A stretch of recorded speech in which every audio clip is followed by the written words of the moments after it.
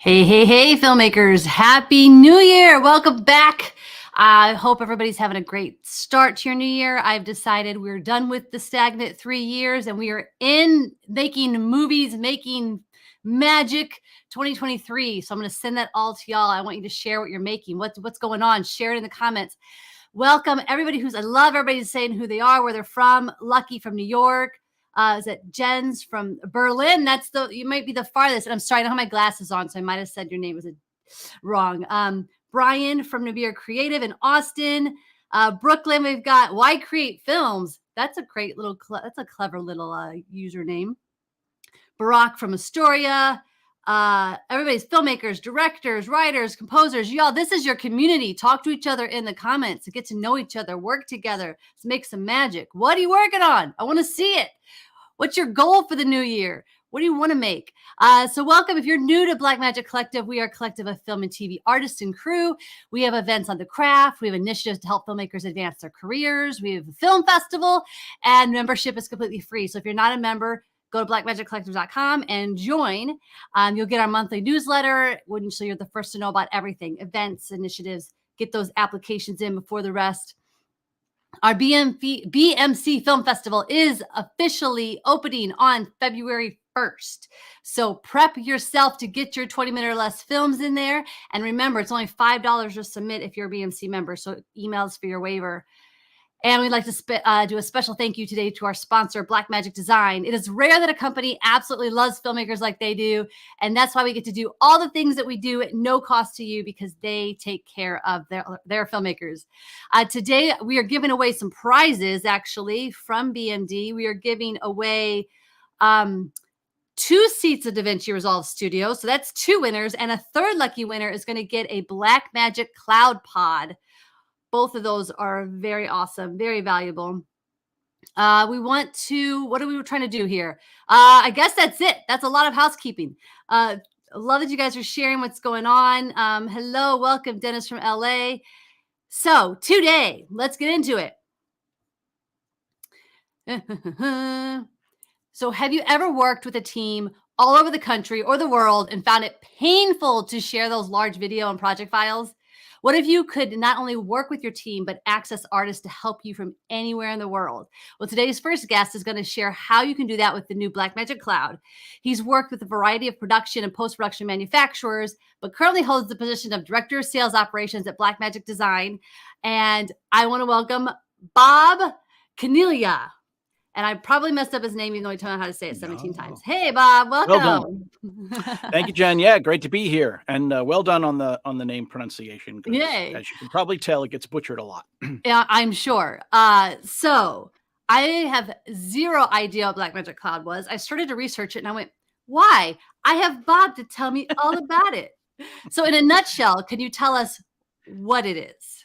Sure. So the idea here is that what we created is a web service to host DaVinci Resolve project libraries. So if somebody wants to work on a project, they open up a project library in the Blackmagic Cloud, and for $5 a month, that person can host those project libraries on our cloud service. Then other people who want to work with that person can sign up for free. And then basically what it is everyone works off the same DaVinci Resolve project, and they can upload back and forth to it. And it's just the small files that you need, but it's the ones that you need that DaVinci Resolve works on. So people now can edit and color grade on the same timeline, same project, no matter where they are. So when we first announced it, it was just before NAB last year. And at NAB, one of the first people I spoke to had already used it. And so he created this project library. He put up his DaVinci Resolve project, and then he had an editor in the Ukraine, of all places, to work on it. And they were able to collaborate across the world. And that's exactly what we're doing. Now, a lot of large facilities have their own project servers that host these things, right? Because they have so many people that work on so many seats, but that's a contained network, right? So what we're doing is giving that same large facility capacity to anybody, and then have access to anybody to work on it around the world. So in doing that, we've opened up people. So if you're a small filmmaker and you want to get a colorist, you can get a colorist from anywhere around the world, and you can share the files and make sure you're working on the same one, because you are. And that way you're not, oh, you revise, you don't want somebody to color correcting the wrong version of those kind of things. And that's what the service provides. So how is it different than Resolve Studio? Well, so Resolve Studio is the software that you use to do everything. The cloud service is just hosting these libraries that you can put projects in and share amongst people. Then once you're in DaVinci Resolve, that's what keeps it straight, because it knows how to upload up to the cloud service, to host those things. It knows how to update. You can then collaborate with other people, and you can see them. You can have avatars for them, so you know who is working on it, and you can send notes to each other and that kind of thing, all through DaVinci Resolve. The other thing you can do is move files point to point, right? So right now we can move files through Dropbox and Google Drive. So you can send somebody the proxies first, and then up-res the camera originals if they need them, depending on who's working on what. And Resolve Studio keeps track of all those things, right? So it's like a three-part thing. So because we also introduced our own cloud storage products, but those are just products that are designed for storage, for people to use fast storage with Resolve. But Resolve is in the middle, and it manages all of these things. But the cloud service is what gets people to be able to move these files around easily and keep track of it all. As I say, the project $5 a month for that person. Is it similar to how, like, say, Google Sheets works and how we collaborate? So, like, if I'm making an adjustment, everybody who's in there is seeing the live adjustment. We all know that that's the latest version because there is no other version. Right. Is that that's exactly right. And that's the way. And this keeps everything straight, because there's nothing worse than, it's like, well, did you do it on final version or final 4? What I mean? So because in the old tape days, that's all we did. I worked in Hollywood in the 90s, and if I put one more piece of tape that said final, it's like, oh, okay, really, really mean it this time. So yeah, that's what you're doing, is you're basically making sure that everybody understands what version they're working on, and they can see the real-time adjustments. And if you're working in color and an edit change is made, it'll tell you that there's an update to accept or reject, depending on who's the master of the timeline at that time. So there's great questions coming from the audience. I also want to let the audience know that we are going to have a filmmaker joining us who has done a whole project using this shortly, once we get a few more questions answered. So I'm going to back up to the first question. Barack asked, do you need the pod for cloud to be working? So you don't need our product, the storage products. I think he means the Cloud Pod. So the Cloud Pod. Yes. So the storage products that we introduced will work in this workflow, and they're designed to bring good fast storage to it, but it's not necessary, right? So the cloud, the cloud service for the Blackmagic Cloud service is basically just that connection, and it houses these project libraries. Not any of this. It doesn't hold any of your files for like your camera originals or any of those things. It's just hosting the library that has those DaVinci Resolve projects, the DRPs there. So, but you don't need any of that. Now, because Resolve can then move files to somebody through either Dropbox or Google Drive, and those files could be on whatever storage that you have. It doesn't matter. And it can go to the other person in whatever storage they have. You're just using those two cloud-based servers to move the files around. So they're separate, but they all work together. Or you can just use Resolve and the cloud service.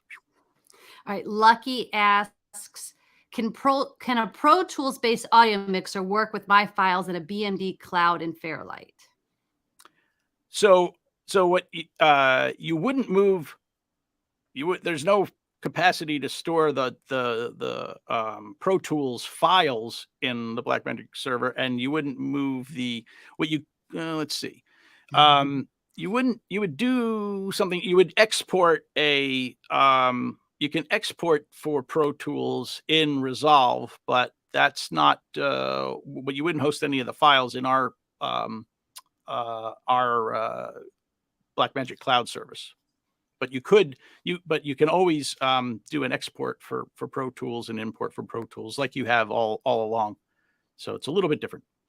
Lucky also asks, security-wise, is there password protection so you can maintain final save for deliverables? Ooh, that's a good question. Well, so that's not done in our service. That's done on yours, right? 'Cause the only thing that are in the Blackmagic Cloud are the actual DRPs, the DaVinci Resolve projects, which is like all the metadata. Really, it's none of the actual final deliverables. Those are all done. That's all done by you. And a good question for the next guy, because he's actually worked on these projects recently. So okay, yeah, we'll definitely ask Damien about all of this and how he did it. So Nabir Creative, are you able to load a project file into the cloud and then work from the same file simultaneously? I think that's the whole point of this, right? But he's saying in real time. Yeah. So what you're doing is the DRP, which is the DaVinci Resolve project, is in that library. You each pull it down and you work on it at the same time, and they update while you're working, so you know where everybody is, and you're able to send updates to the other person that's working on it at the same time, and you're also able to message them through all that. So like if I'm coloring something and someone else is in that same project and they're coloring, is that how it's working? Is it like, are we doing it literally at the same time? Or is it like, look, I'm working on this, don't work on this part right now? In all of our collaborative workflow, whether you're using our service or not, someone is always the master of the timeline, right? So there's only one person that's in charge, right? So you pick that person, but you could definitely have somebody working on one clip and somebody else working on another clip, and then they update each other to let them know when it's ready to accept. And then the master timeline is updated by the person who is assigned. Which answers that question Lucky had. Great. Looks like we have one more from Manchester. If you want to work with Blackmagic Cloud, you have an editor, colorist, and fusion artist. What is the minimum amount of gear needed other than Studio? Do each of the people need a Cloud Pod?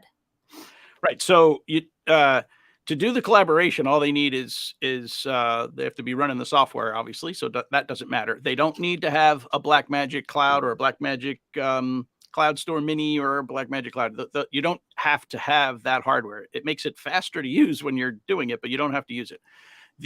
So all you're doing then is each person will pull down from the project library the DRP and then they exchange updates to each other through that and through Resolve. Resolve kind of controls it all. Once you're set up with an account, which you can do from our website, then you're able to get into to pull down the DaVinci Resolve projects and work on them, and then you can start updating each other. You guys are asking great questions. I love them. Keep them coming. Tanya, is there a maximum number of people who can work on a project simultaneously? Yeah, I think there's a theoretical maximum, but it's probably more than you would want on your project.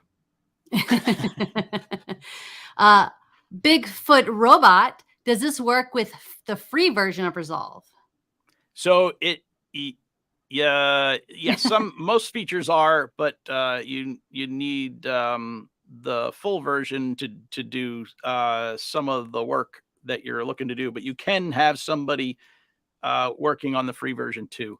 That actually works all the time. I've been doing projects. I have a daughter, she's 26, and she's been doing some projects. And then before we had this service, we just email the DaVinci Resolve projects back and forth.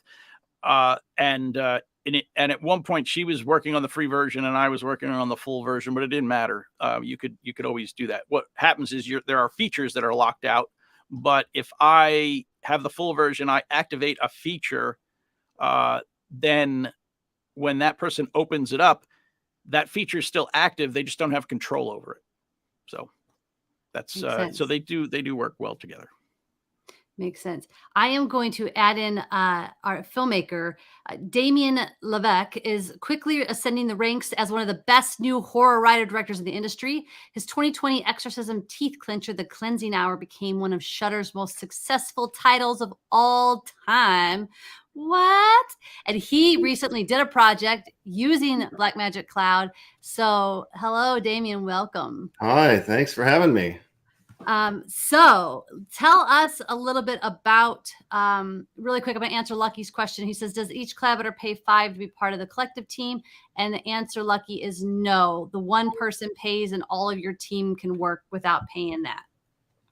Damien, how did you use Blackmagic Cloud? I think that you could give us some more practical ways of using it. Yeah, totally. Well, let me back up a little bit to early last year. I was in prep for my next movie, which we filmed over the summer in Kentucky. It's called A Creature Was Stirring, starring Chrissy Metz. It comes out later this year. And I don't like horror, but everything about that, I need to watch it. I love the name. I love the title. I love Chrissy. That's great. Yeah. It's a holiday themed creature horror. And it's holiday. You're definitely getting the women on this one. Yeah. I'm really excited about it. I'm really excited for everybody to see it. We got this movie together very quickly. The post production was wild, but I'll talk about that because Blackmagic played a big role in that. So it was early last year, and Blackmagic announced Blackmagic Cloud and the Cloud Store. And I have another company that's called Shoot to Post, and what we do is we specialize in cloud workflows for film and TV productions. And we're using other technology. We're using cloud technology. We have our own hardware that we use on film and TV sets and that sort of thing.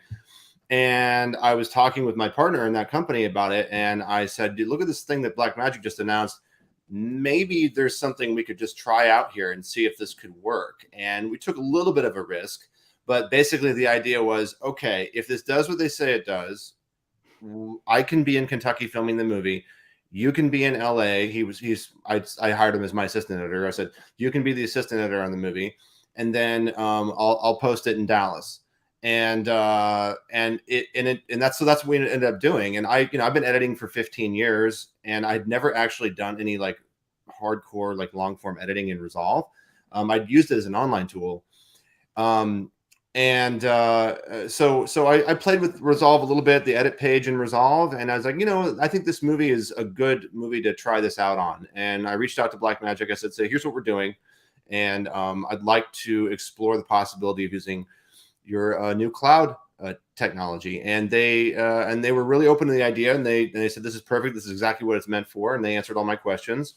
And then we got to work, and we put together the entire pipeline for the movie. And at the sort of the center of it is the Cloud Store Mini, which is sitting on my desk here right next to me. And basically what this allowed us to do was we were filming in Kentucky. We used our Shoot to Post box to dump and duplicate our footage. That was uploaded to the cloud, and my assistant editor then handled the transcoding of the media. The proxies went onto the Cloud Store, and he was putting together the Blackmagic, putting together the Resolve project in the cloud. So he would import the footage, it would get synced and everything like that in Resolve, and it's all being shared. So every day after we shoot, I can go onto my system, my mobile system, and pull up Resolve and like watch the dailies from that day in the edit system and start doing pulls right away. And I can see when he's in another bin, he's creating bins or he's adding sound effects because it's all being synced through Dropbox on the Cloud Store.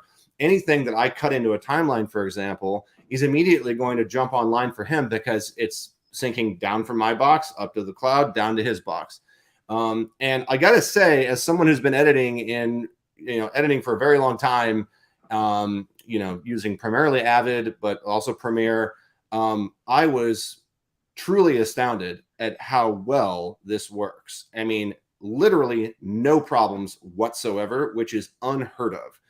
It's a real testament to Blackmagic engineers who've been working so hard to make this a reality. But, for years, Avid project sharing has sort of been the gold standard of collaborative workflows in post-production. And now I see this working so seamlessly with my Resolve project hosted in the cloud that I don't see any reason why anybody shouldn't at least give it a try, because it works. It really does work that well. So anyway, that's I the gist love of the it. idea of, because you know, I'm as a director, I get impatient waiting to see things. So I love the idea that I can be looking at what's going on while they're working, even without interrupting their work, without messing up files. I think that it's pretty badass. Yeah. So here's the one thing that I wish I could brag about. My intention, because we had this extremely compressed post-production type of timeline. We our post sound and color was done overseas. I really wanted our overseas vendor to get on Resolve 18 and be in the color page working on, you know, Reel 1 while I'm still editing in Reel 2. I mean, regardless, even though we didn't do that, they were still working on an unlocked cut. But the point is that they could have done that. Yeah. They just didn't do it because they didn't want to. They weren't ready to up. It was still in beta at the time, and they weren't going to do it. But that's fine. But you could have done that, and it really does work that well. Very stable. You know, the editor and me was very pleased. It's like, I just can't believe, it was beside myself. I can't believe this is working so well.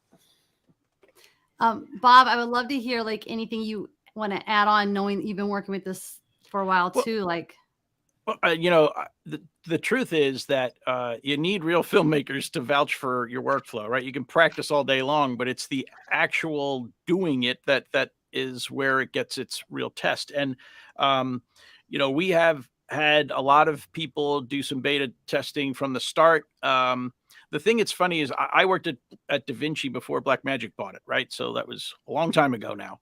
And you know, for years, nobody would upgrade to the latest software because they just had it in their heads that it takes a year before they could do it. But to be honest, today, when we come out with a release version, it's good to go. And I think we've been pretty good at proving that over the years. The larger facilities don't move as fast as they would like or whatever. And it's also because they have too many rooms and they want to do it all at the same time.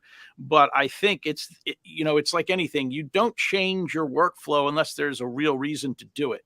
And we're seeing a lot more people say, you know what, if I edit in Resolve, I'm already doing the color and maybe the VFX and the audio already, you know, why am I not changing, right? And you wouldn't change unless there was a reason to, and this is a great reason to. And Damien says it so well that, you know, he wasn't expecting to start editing in Resolve, but once you get into it, you're like, oh, I guess this will work. And then you get the other advantages that they took clear advantage of for, I'm sure you compressed your overall post workflow because of it. Yeah, we did. I should also point out too that as an NLE, Resolve is pretty much like set for prime time. I mean, you're already there really, but I mean, my point is that I was able to be up and running editing and Resolve quickly within a week, under a week. You know, the keyboard is so customizable, just like in Premiere, and very easy to use. So highly recommend. Well, I always say that if you do run into any question and you Google that, you will find the answer, because I'm guilty of doing that every once in a while too. I'm like, how do I do that? It's easier than asking someone else. Well, I think it's obviously the pandemic pushed this forward. I don't know how long you guys been working on it, but I find that we as filmmakers, it used to be you go to your editor's house, you bring them the footage, you sit with them, and the pandemic changed all that. But Damien, it sounds like you for before a pandemic, for a while, you've been doing this sort of cloud work. I would love to hear, even beyond the Blackmagic Cloud. For me, the thing that even scares me about Blackmagic Cloud is like, so we have these giant freaking, all this footage is huge. I don't know the best and easiest way to get that to somebody without getting them a physical hard drive. Right. What are some ways to get around that? That is one of the problems that we solve at Shoot to Post. Once we acquire your media, we are in charge of getting it to the cloud one way or the other. We have a number of methods of doing that.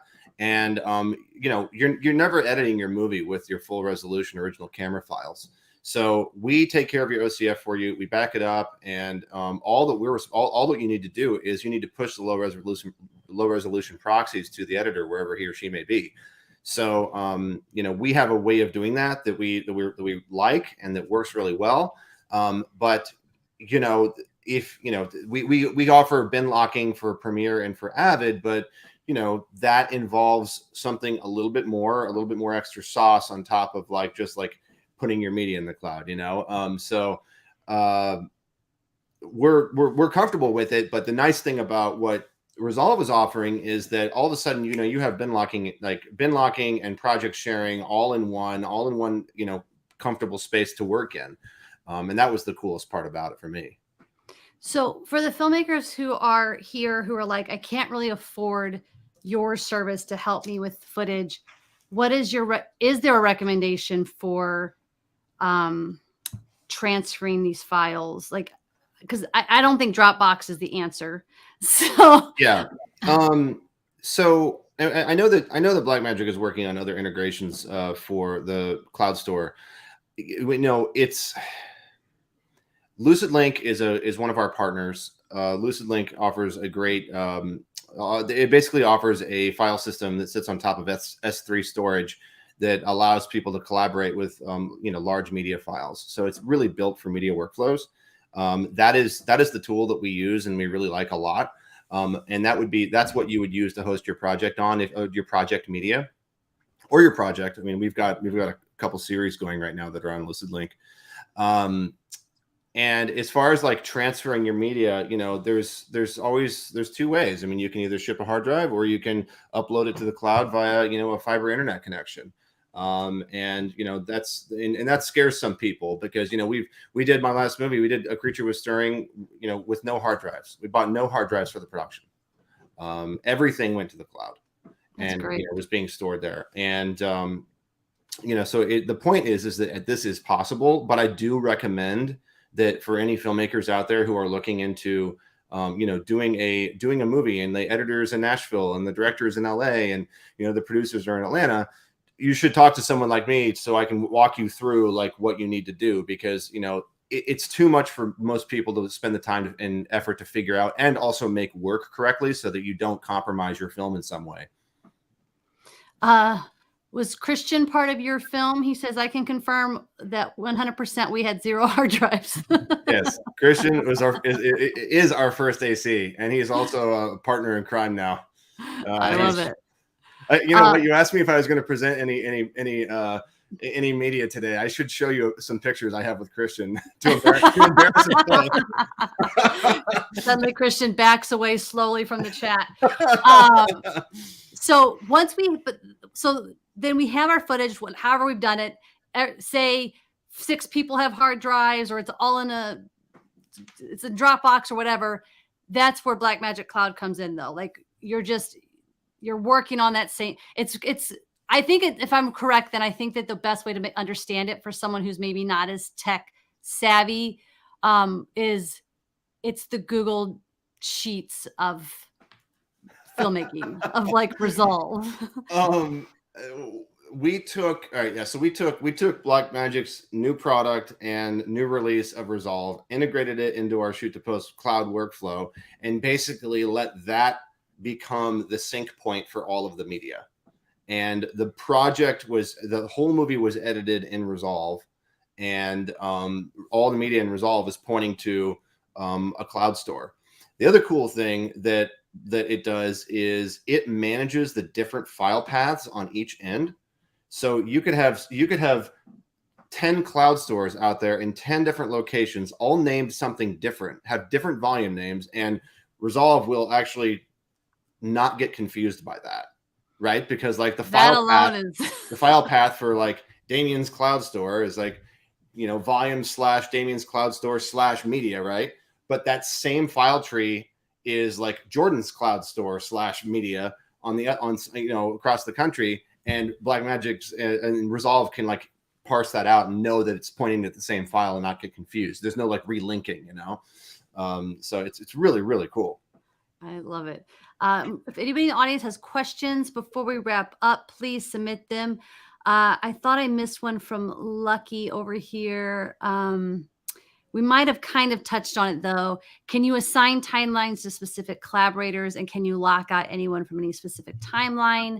For instance, the main timeline 1, which became the new master timeline. I'm starting to feel like this is time travel where we're trying to explain things and it's hurting my brain.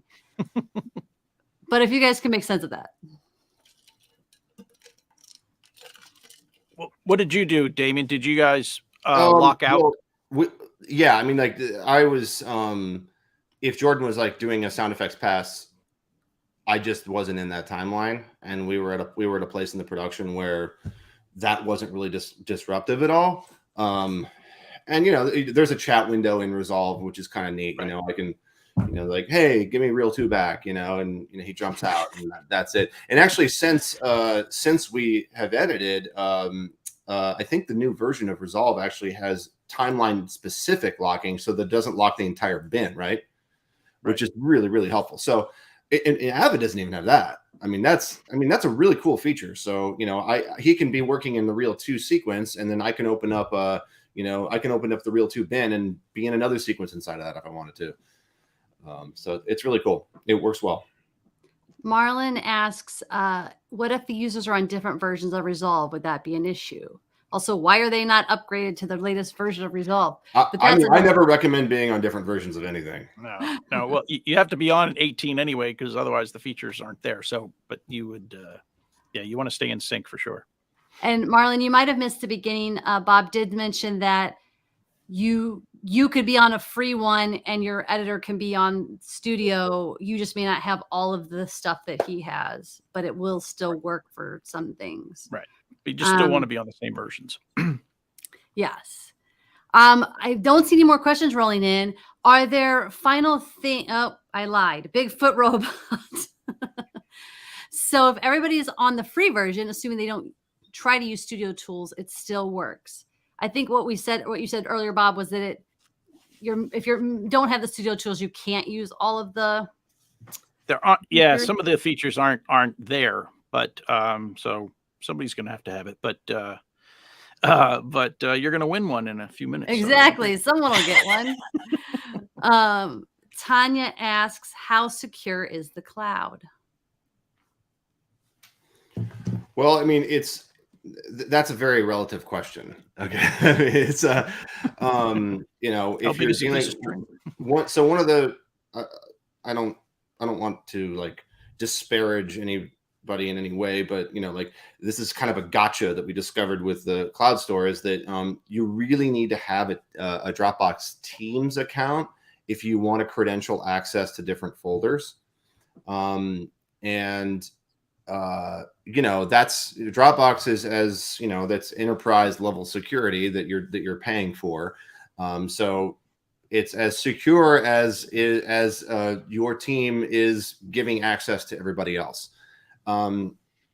As far as that's concerned, I mean, you've got the media syncing to your box, and if anyone has access to your computer, now all of a sudden the footage isn't so secure. So I would imagine, I think that because Blackmagic Cloud, it's all hosted on Amazon S3. That's very secure. It's block storage. You can't just like log into a server and then like download someone's website. I think it's a little bit more complicated than that. So yeah, it meets all the security protocols for the studios and everything like that. But as far as like where your editorial media is concerned, that's going to vary based on the project and based on the post-production team and all that good stuff. On that note, Lucky asks, can anyone make deliverables to show their team members? And then I would assume yes. You have access to everything, right? Yeah. If someone has access to your Resolve project, they're going to have access to everything within that Resolve project. Nabir asks, is the Cloud Store Cloud Sync compatible with OneDrive or only Google and Dropbox? I think it's just Google and Dropbox right now, right, Bob? Correct. Yeah, it's only Google and Dropbox right now. Well, so if you want, like I said, I think it's worth looking at LucidLink. And I've actually told Blackmagic about this, and I think that they have some intention of, they might be working on it. I'm not sure, but if you are going to be doing a really intensive cloud workflow, you are going to have, I'm just going to say, you're going to have better results with LucidLink than you are with Dropbox. LucidLink was built for this. Dropbox is better as a syncing tool, between the cloud stores. And as somebody who has dropped Dropbox, I'm ready to try anything else. Yeah. And I think that might be the end of our questions. So I'd love to do a little quick wrap up, both of you. And for someone like Barack, he says, I've got the pro version, looking forward to collaborating with a DaVinci colorist who can also help me with the cut on DaVinci. So this is a really important topic for my project. So I'd love to start with you, Damien, and say, knowing what you know now, what advice could you give to Barack? What's some important things to think about as he moves into post-production? Well, I mean, if possible, try and have a really extensive conversation about your post workflow even before you go into production. Have a backup plan ready to go. Don't skimp on extra hard drives or on LTO tapes. That's a really important thing to do. And then also talk with your color and sound teams to make sure that you're going to be delivering to them everything that they are expecting. There's nothing worse than being surprised at the end and finding out that you're going to have to spend more money to fix a mistake that you could have fixed had you had the conversation months earlier. Does that answer the question? Well, yeah, and I think that's probably good advice for making films in general. Fix it in prep. Fix it in prep, not in post. It's so easy to be like, oh, I just need one hard drive. I can save myself a little bit of money. It's really not. It's an insurance policy. Talk to someone like me. I'll back up your stuff to LTO for you. It's got a 30-year shelf life. It's way more reliable than a hard drive. It's true. And then, Bob, as far as final thoughts, maybe can you tell us what makes you the most excited about this product? Well, I think the fact that you're now able to get people to work anywhere with anyone easily is really something that I think that people will start to consider doing what Damien did, right? In the olden days, you probably wouldn't want to have people spread out all over the place for lots of reasons, whereas today it can work. So if somebody does move from one place to another, you don't have to lose your favorite colorist just because they decided to move back east or something like that. So I already know guys that have moved from the West Coast to the East Coast. They're still doing the same job. So, I mean, that is just going to become more and more prevalent. And, we're just getting started with what we're doing. And I'm sure that we'll have more around the corner. Awesome. I really appreciate you guys being here and for your time and for sharing. I had no idea what this was when we started, and now I have a grasp. So I think, audience, let me know. I think they've done a great job of helping us understand and getting us excited to try it. I will let you guys go, but I really appreciate you being here. Everybody else, stick around because we have prizes to give away. I want to remind you as we leave to keep an eye out for the next event. It's going to be in your inbox soon, probably the first week of February. You're going to get the next event with any other news from Blackmagic. If you're not a member and you're not getting the newsletter, sign up at blackmagiccollective.com. It is free. Why are you not a member? We are about to open submissions again to the BMC Film Festival. Last year, we had a wonderful in-person event with screenings and a luncheon and giveaways. I don't know what this year entails, but we are accepting films starting February 1st.